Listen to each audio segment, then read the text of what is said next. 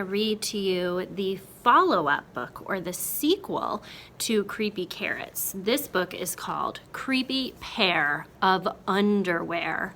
Do you notice that those words pair and underwear rhyme? Yeah, me too. So Creepy Pair of Underwear is written by the same author as Creepy Carrots. It's written by Aaron Reynolds, and the pictures are again by Peter Brown.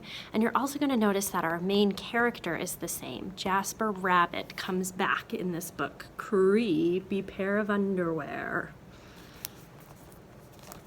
All right. Creepy Pair of Underwear. Jasper Rabbit needed new underwear. On Thursday, Mom took him to the underwear store and grabbed the last 3 packages of plain white. But as they headed for the checkout, Jasper spotted them. Creepy underwear, so creepy, so comfy. They were glorious. Wow, he really wants these underwear. The word glorious means they're just so amazing. Mom, can we get these? Jasper pleaded. I think they're a little too creepy, said Mom.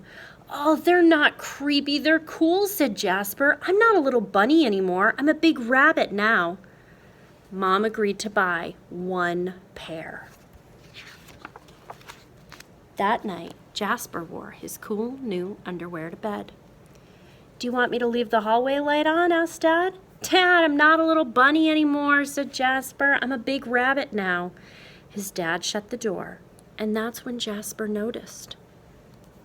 Do you think this is where it gets creepy? Me too. The underwear glowed, a ghoulish, greenish glow. He closed his eyes. He pulled up the covers. He buried his face in his pillow, but it didn't help.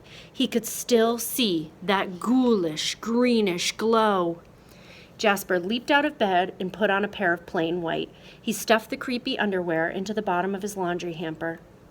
And he finally fell asleep. You can still see him glowing over there, though. But when he got up the next day, he was wearing the creepy underwear. How did he get back on his body? That's so creepy. Jasper threw them into the garbage can. He was still a big rabbit. He wasn't scared or anything, but he was done with scary underwear. So he's not scared, he's just done with scary underwear. After school, Jasper was doing his homework when he heard it. A scratchy, scraping sound from his dresser. He opened the drawer and they were back, staring at him with that ghoulish, greenish glow.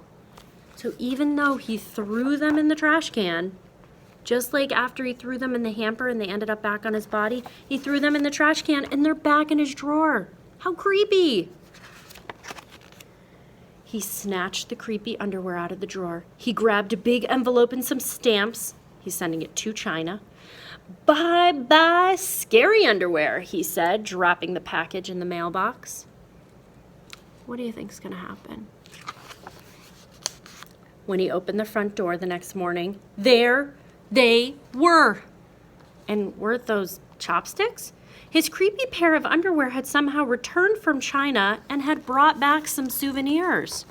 So these souvenirs are like gifts that you get on a trip to remember your trip by.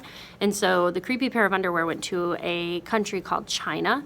And these are some things you might find in China. A lot of people there eat with chopsticks. Panda bears live in China. People, the fan is a symbol in China, and then also lanterns are very popular during holidays in China. Jasper grabbed his mom's good sewing scissors. She didn't like him using them, but this was an underwear emergency. This time, the creepy underwear were gone for good. Whoa, I don't think they can come back now. What kind of laugh do you think he's doing here? I kind of think it's an evil laugh. Do you know how to evil laugh? It's not like, ha ha ha. It's like, mwah ha ha ha. Can you try that with me? Mwah ha ha ha. Evil laughter. At bedtime, he slowly opened his underwear drawer. Nothing, just plain white undies. He searched under his bed. He shook out his lampshades. Whew! There was no sign of creepy underwear. He went into the bathroom to comb his ears. What do you think? I don't think we're done yet. They were back. Oh my goodness. How did they end up in the bathroom? He cut them into little pieces. "What's the matter with you?" his mom asked. "You're so jittery lately." "Nothing," he yelped. A grown rabbit couldn't be terrified of his underpants. He seized the underwear, he snagged a shovel from the garage, and he rode. He didn't stop pedaling until he reached Creek Hanger Hill. Can you use your reader eyes and your picture power to notice a connection to creepy carrots in this book? Did you notice Krakenhopper Field? Remember how he fenced all the carrots in? And it's the only other color. Most of the time when they use a color in this book, they use green, but this is the only other color they use is the orange. And that's like a little connection to creepy carrots. So he rode all the way over to Creek Hanger Hill.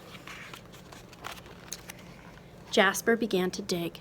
He dug until his hole was dark and deep and 100% underwear proof. He dropped the underwear in. They gleamed from the bottom, that ghoulish, greenish glow. But not for long. So he fills the hole back in. He can't even see them anymore. When he got home, Jasper crept up to his dresser. They couldn't be in there. There was no way, right? He reached for the handle. He peeked in. Nothing, just plain white. Jasper smiled and turned out the light.